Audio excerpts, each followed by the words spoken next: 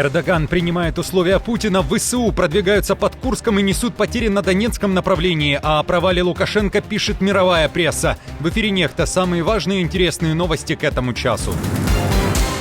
Контратака на открытой местности. В Украине говорят об ошибках командования, которое допустило потерю личного состава и техники под Торецком. Детали громкой истории.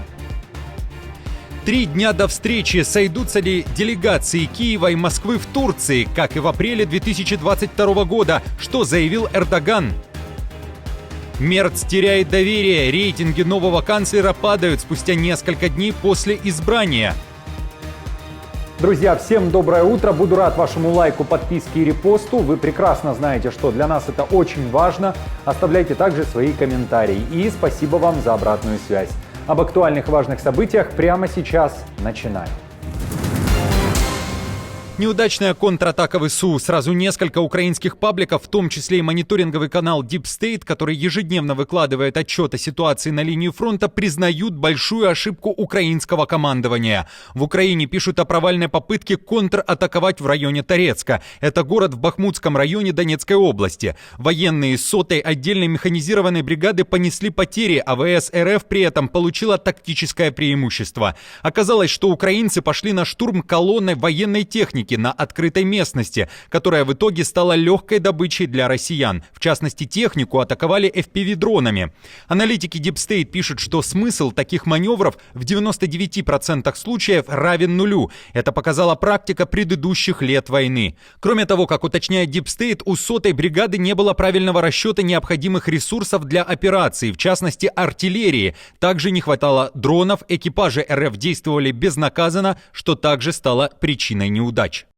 Судя по анализу движений и дальнейших действий наших сил, отсутствовал четкий план на случай непредвиденных обстоятельств, так называемого плана «Б», что привело к хаосу и невозможности адекватно оценить ситуацию. Такие маневры готовятся заранее, продумываются до мелочей, где каждый боец и каждая единица техники знает свои действия в конкретный момент с учетом возможных изменений в ходе операции.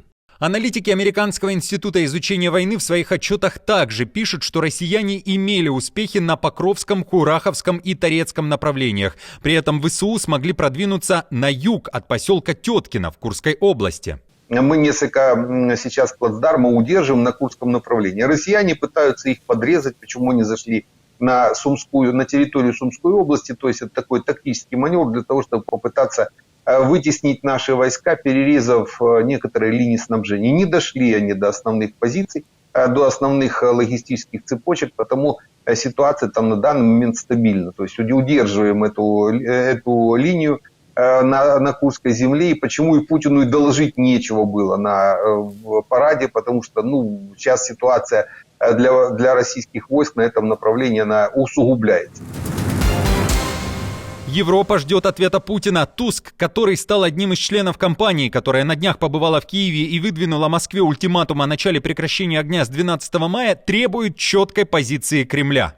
В ответ на наш призыв Россия предложила начать мирные переговоры с 15 мая, однако мир ждет четкого решения о немедленном и безусловном прекращении огня. Украина готова, хватит жертв. В России же тем временем, судя по всему, проигнорировали такое заявление, но Путин в своем ночном обращении говорил, что готов пойти на новое перемирие только после переговоров в Турции, о которых он уже договорился с Эрдоганом. Президент Турции принял вызов и официально подтвердил, готов встречать делегации Москвы и Киева.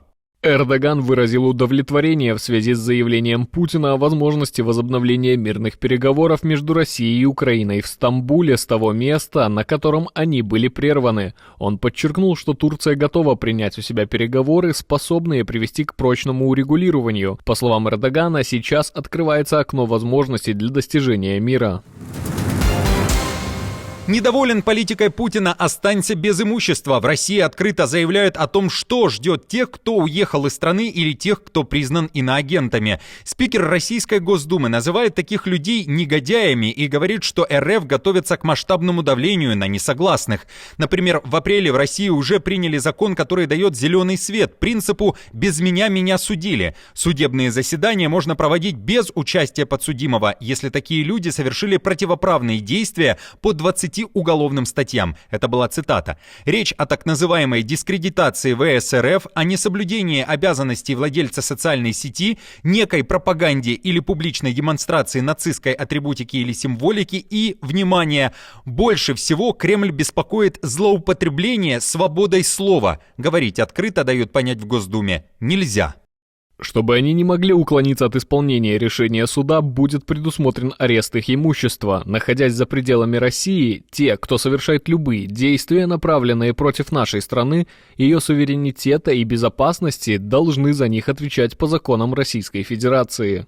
Володин задает вопрос, а как вы считаете? Друзья, а что вы думаете о таких методах борьбы с собственными гражданами, которые не согласны с политикой партии и не готовы поддерживать войну? Напишите ответ Володину в комментариях под этим видео. Представители Кремля точно читают.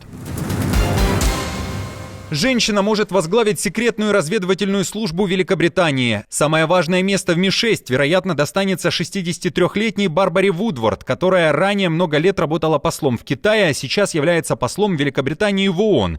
При этом Вудворд никогда не работала в разведке, из-за чего сейчас на нее и обрушился вал критики. Об этом пишет Sunday Times. К тому же Вудворд слишком лояльна к Китаю, в то время как Пекин активизировал агрессивные шпионские операции в Великобритании, уточняют авторы материала. Тем не менее, она является одной из самых влиятельных женщин британской дипломатии. На пост главы Ми-6 претендуют еще 2 женщины, но их имена не разглашаются, так как они офицеры разведки, чьи личности не публичны, но это изменится, если одна из них получит пост. До сегодняшнего дня секретная служба Великобритании, которая занималась сбором разведданных за рубежом, имела 17 руководителей мужчин. Сейчас в Ми-6 жалуется, что служба превращается в вежливый аналог МИД, теряя свою остроту. У Вудворд нет опыта работы в разведке, она выросла в Саффолке, изучала историю в университете Сент-Андрюс, затем получила степень магистра по международным отношениям в Йельском университете, преподавала английский язык в Китае, а в 1994 году поступила на службу в британский МИД. С 2009 по 2011 год занимала должность международного директора Агентства пограничного контроля Великобритании. Стал канцлером и теряет популярность. Мерц переживает не лучшее время. Спустя лишь несколько дней после избрания его работу уже оценили немцы, и они, мягко говоря, недовольны. Опрос показал, что граждане Германии не в восторге не только от Мерца, но и от его команды. По данным института Инса, который приводит Bild, только 23% людей довольны тем, как Мерц начал свою работу, и это один из худших показателей в истории Германии. Для сравнения, Шольц сразу после избрания в 2021 году нравился 37%, а это на 14% больше, чем у Фридриха Мерца. С новым правительством, которое называют черно-красной коалицией, дела тоже не очень. Почти половина опрошенных его критикует, и только 29% поддерживают. У правительства Шольца в начале пути дела также шли лучше. Глава Инса Герман Бинкерт говорит, что люди не особо верят в эту команду, но все же у Мерца есть шанс. Если он реально улучшит ситуацию с экономикой и миграцией, народ может начать его поддерживать. Пустые обещания не помогут. Напомню, что в принципе у Мерца все пошло не по плану с самого начала. Впервые за долгое время канцлера не выбрали с первого раза. Это удалось сделать лишь со второй попытки. Лукашенко оставил Беларусь без картофеля. О таком удивительном или же неудивительном событии пишет даже французская пресса. Издание Le Monde уточняет, что в республике настолько жесткий дефицит бульбы, что это стало причиной недовольства среди граждан. Недовольство населения стало настолько ощутимым, что сам Лукашенко был вынужден публично признать дефицит накануне своего вылета в Москву, где он 9 мая присутствовал на военном параде по случаю 80-летия капитуляции нацистской Германии. Выступая в Минске на открытии Международного выставочного центра в четверг, он обвинил в дефиците массовый вывоз картофеля в Россию. Да, а еще попросил потерпеть месяцок. Об этом ранее рассказывала и показывала Нехта. Французы уточняют, цены на картофель взлетели минимум на 10% с января по март, до 5 белорусских рублей за килограмм. Это примерно 1,5 евро. А то, что сейчас есть на прилавках, уже имеет не особо товарный вид. Авторы материала, ссылаясь на экспертов, пишут, что дефицит прежде всего возник из-за госрегулирования цен, которое делает внутреннюю торговлю убыточной. Цена на картофель по закону не может расти более чем на 3% в год. Но такие требования не имеют ничего общего с реальностью, ведь никто не отменил рост цен на топливо, удобрения и так далее. Le Monde пишет, что Лукашенко пытается стабилизировать внутренний рынок, но тем самым наносит удар по Путину. Минск ввел лицензирование экспорта. Вывести картофель можно только по разовой лицензии. Это стало плохой новостью и для россиян. В РФ с начала года цены на картошку подскочили почти на 50%. И пока для части белорусов картофель становится роскошью, Лукашенко крутит миллионами. Объединение бывших силовиков Беларуси Белпол раскрывает еще одну схему заработка семьи Лукашенко. На этот раз центр притяжения больших денег – это республиканское государственно-общественное объединение «Президентский спортивный клуб», которым руководит средний сын Лукашенко Дмитрий. Подконтрольный ему ПСК, уточняют расследователи, получает ежегодно миллионы долларов чистой прибыли, освобожденной от налогов. В частности, клуб не платят налоги благодаря секретному решению главного Лукашенко, а сумма рассчитанных налогов остается в клубе для решения уставных задач, утверждает Белпол. В расследовании упоминаются до десятка схем, в которых задействован президентский спортивный клуб и те, кто всем этим руководит и делает так, что кладет в свои кошельки огромные деньги. Вот так выглядит схема по обогащению семьи Лукашенко.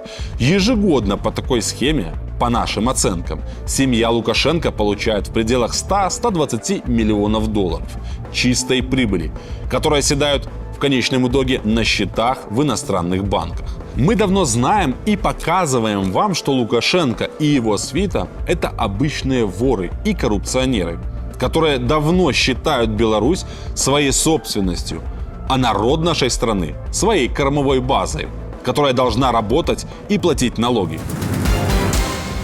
Друзья, на этом все. Не забудьте оставить свой комментарий и лайк. Мы же с командой продолжаем следить за самыми важными новостями. Оперативную информацию от Нехта ищите в телеграм-каналах или на платформе X. Спасибо вам за доверие и то, что остаетесь с нами. До новых встреч и хороших вам новостей.